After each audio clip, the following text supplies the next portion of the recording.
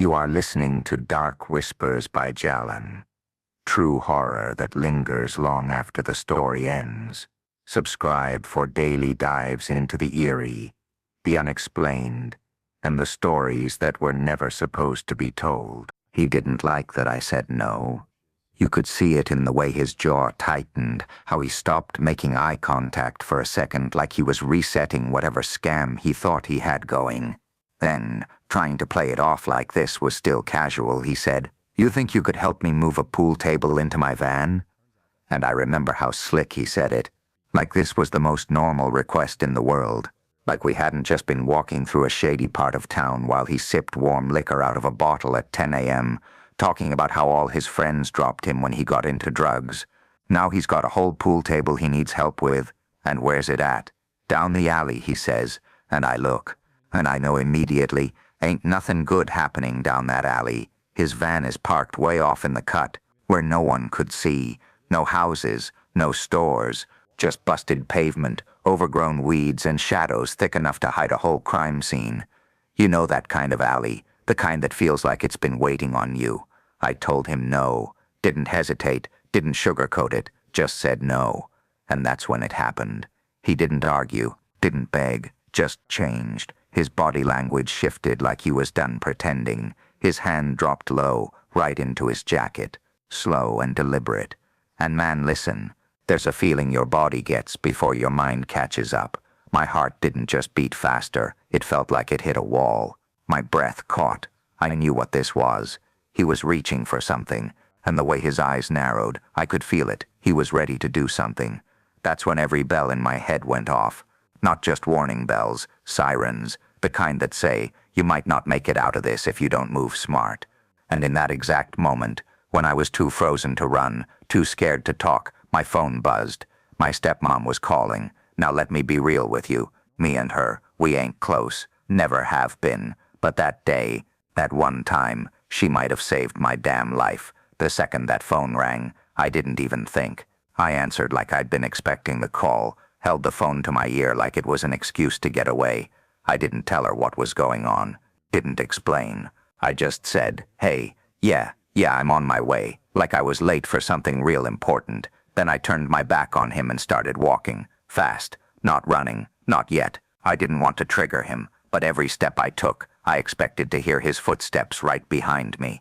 I didn't even really hang up. I just kept the phone pressed to my ear, pretending to talk, using her voice as a shield. He followed, didn't say anything, didn't call out, just walked. 3 blocks. You ever feel someone walking behind you, and you know, they're not following because they're going the same way. They're following you. That's what it felt like. His shoes dragging, pausing when I paused, picking up pace when I sped up. I remember my hands were sweating so bad I nearly dropped the phone. I was trying to look normal, calm, like I wasn't about to throw up from fear. But inside I was just counting steps, counting blocks until I hit somewhere public, somewhere safe, somewhere with people. I didn't want to run unless I had to. I kept telling myself, don't run unless he grabs you. Don't give him a reason. But I was praying to every god I ever heard of that someone would come around that corner, that a neighbor would open their door, that a car would pass, something, anything. When I finally hit the corner near the main street, I turned. Not fast, just turned. He stopped, just like that, like he knew this was as far as he could take it. I looked back, just for a second. He wasn't reaching for anything now, just staring at me with this look that said, you got lucky. And I did. That moment stayed with me, not just because it was terrifying, but because of how close it came to going the other way. If she hadn't called, if I had said yes, if I walked down that alley, who knows? And the worst part, nobody else ever knew. Not my stepmom, not my friends, not my family. I didn't want to explain why I was even out there, why I talked to him in the first place, why I didn't say no sooner. I carried that on my own for a long time, but I think about it sometimes. About how casual evil can look, how normal someone can act before they try to hurt you, how thin the line really is between being okay and being a headline. Let me know if you'd like to continue expanding the next part of the story, or if you want me to help craft a video-ready narration outro and title. I don't know what exactly this guy wanted, but something in me says it wasn't just to rob me. Could have been. That's the easy answer, right? He saw someone alone, figured he could take my wallet, maybe my phone, sell it, get high again, go back to whatever hole he came from. But when I think back to how he moved, how he talked, how he kept walking beside me like he had all the time in the world, it felt like he had a plan. Something deeper, something practiced. There was no urgency in him. That's what chilled me the most. He didn't act like a guy trying to grab and go. He acted like somebody waiting for a moment. And when I think about where we were, tucked away on the edge of town, in a spot most folks avoid after dark, that's what makes me sit with the quiet fear long after it's over. That area ain't just run down. It's forgotten. The kind of place where a scream would echo and nobody would ever hear it. And if they did, they'd keep walking, or they'd mind their business. And people do go missing out there. That's a fact. Not something folks post about on Facebook. Not something the mayor brags about during town meetings. But if you know, you know. It's one of the worst areas in the country for human trafficking. Girls vanish. Boys too. Grown people even. It happens so often that it stopped being news. Just became background noise. So yeah, maybe he was looking for quick cash. Or maybe he was scouting, seeing how far he could go, how much he could push, and the way he slid his hand into his coat. That wasn't random. That was intentional. It was like he was waiting for me to flinch, to freeze, or maybe even to say yes and follow him into that alley, like he was hoping I'd do exactly what he needed to make his move clean.